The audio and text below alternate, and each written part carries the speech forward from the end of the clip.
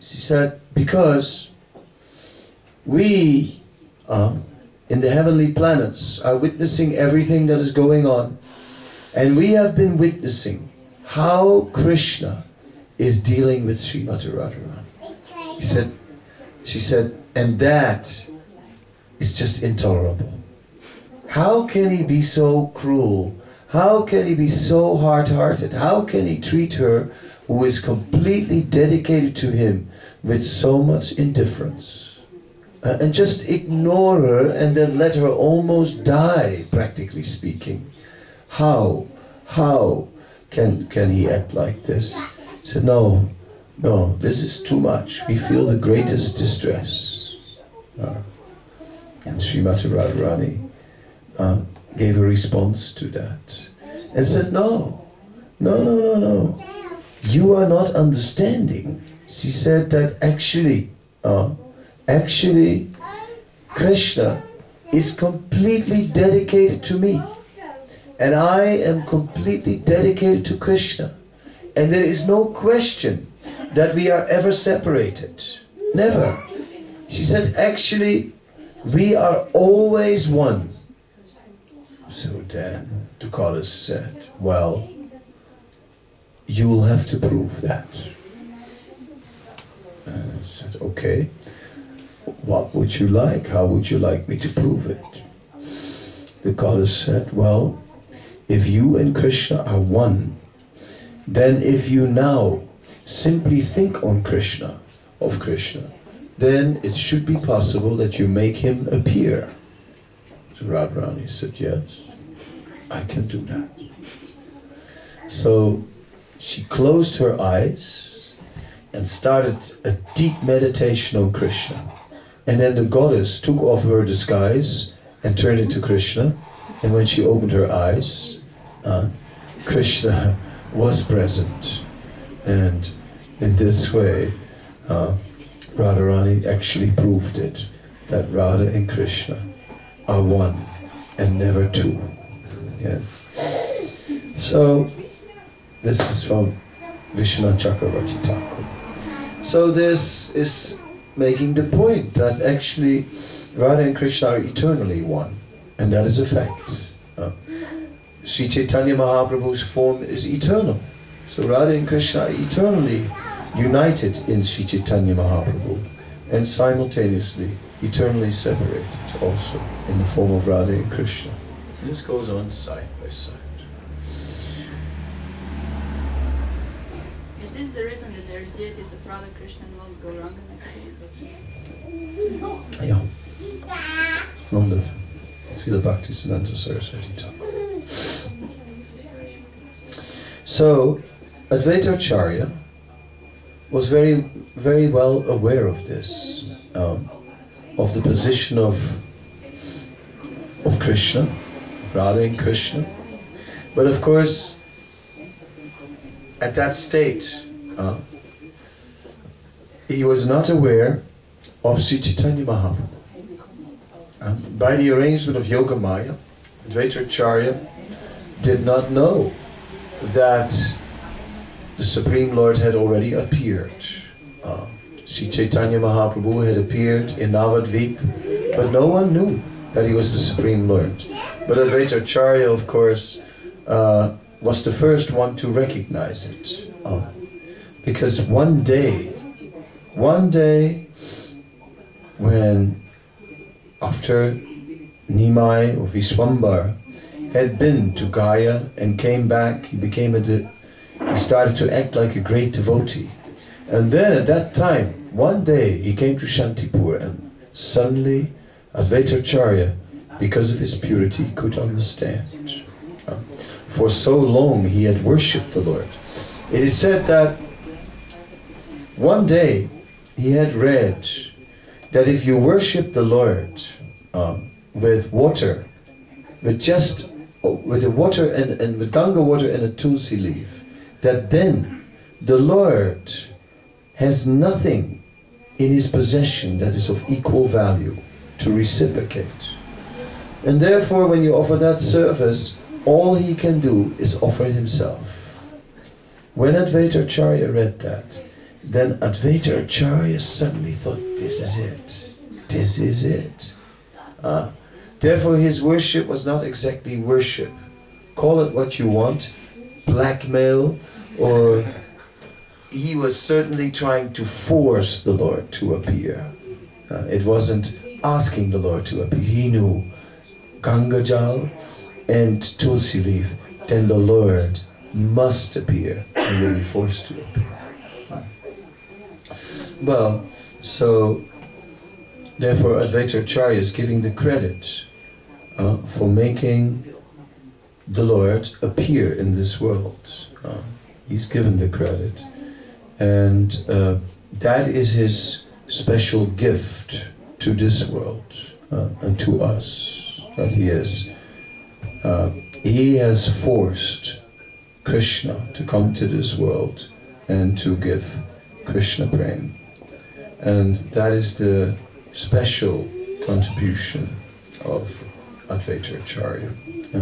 Then of course he acts as a close servant of Sri Chaitanya Mahaprabhu throughout his life.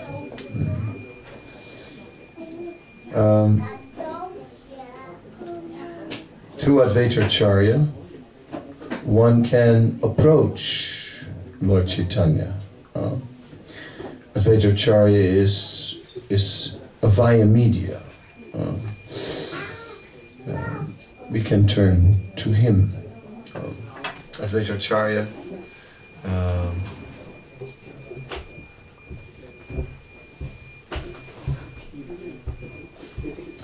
is powerful and merciful.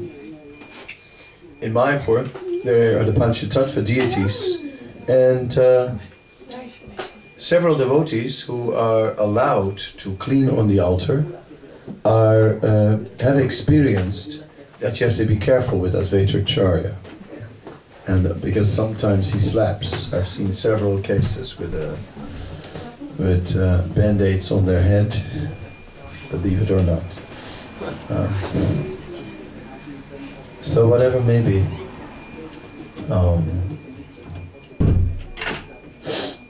we are approaching Advaita Acharya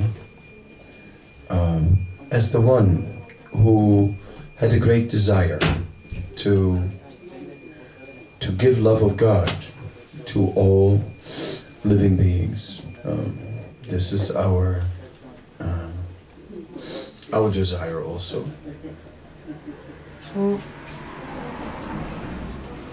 We don't know what we will attain in this life. It may not.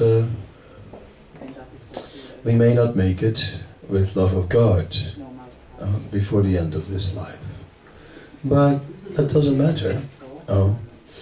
As long as we have an auspicious life, however long or however short our life is meant to be auspicious. Auspiciousness can be measured in various ways.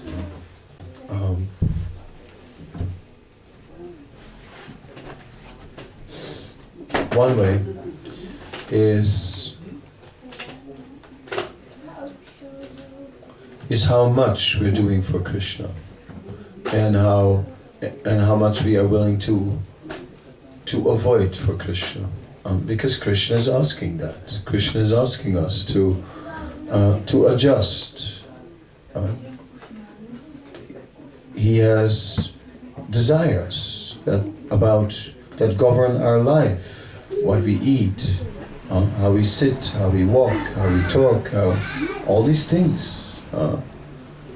There is something about it. Nopa, jalpa, and so on. There are injunctions about everything, about all our essential functions. So it's quite intricate if we really look at what Krishna desires from us, because he reveals these things in scriptures and sends his pure devotees to collect it all and write it all in books, Rupa and Sanatan, and then it's all together. They just pull all these quotes together from everywhere, and then we have all this information. And it is quite something. Quite something.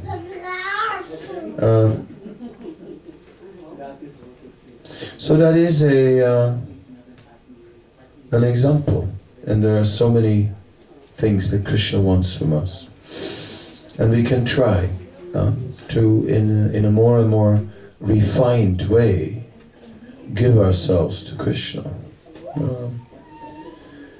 At the same time, we have our nature, and our nature is also there and quite strong. And it's difficult to just put that aside. And also, it seems strange to do that. It seems like something unnatural. And it seems strange that spiritual life would be unnatural. It's before I came to the Hare Krishna movement. I was for a little while checking out Tibetan Buddhists, just checking them out, not really following them, but visiting them in India. And then I found out that there was a tower in a place called Vleuten.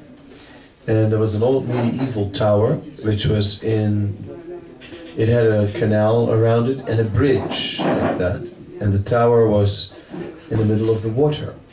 So you could go there and stay for a night, and they'd let you in at 7, and then at 7:30 they would pull the bridge up, and then you were in.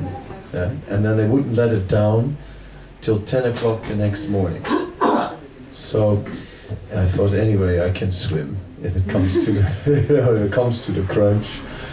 So I took the risk and I went.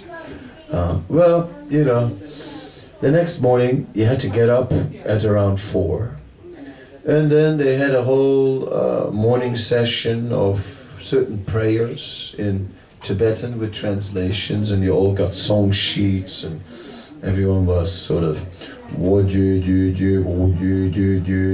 that's how it sounds, Tibetan, and then reading translations and breathing in through one nostril and out through the other, and thumbs here and thumbs there, and all that kind of stuff. Alright, you know, I'd gone through sessions like that before, so I wasn't too shocked about that part. The prayer part was a little, okay, you know, what's going on here? But the whole thing, the meditation, everything, it was all right. It didn't bother me. The one thing that bothered me was breakfast. At breakfast, you got a piece of bread, right? This big, really. I mean, tiny little piece, you know? And on it, they had miso, which for me is short for miserable. I've never really understood what's the good thing about it, except that it's supposed to be very healthy, they say. Anyway, they served that, and that was it, right? That was it. There were no seconds, nothing. That's all you got, you know. So it was like guaranteed to be hungry breakfast, right? And well, I must admit, I like it. I like my breakfast, right? And I just, as I was going through this guaranteed to be hungry breakfast, I just was thinking, what is the point of a process, right, which is about self-denial, yeah? Of a process that is unnatural, of a process where one purposely is starving. And what is the benefit? I thought, does spiritual life have to be so unnatural? No, I don't believe it. Something is wrong with this philosophy, and I was the first one waiting for the bridge. And they came to ask me, why? I was so eager to leave, and I didn't tell him it was the breakfast because it sounded too embarrassing.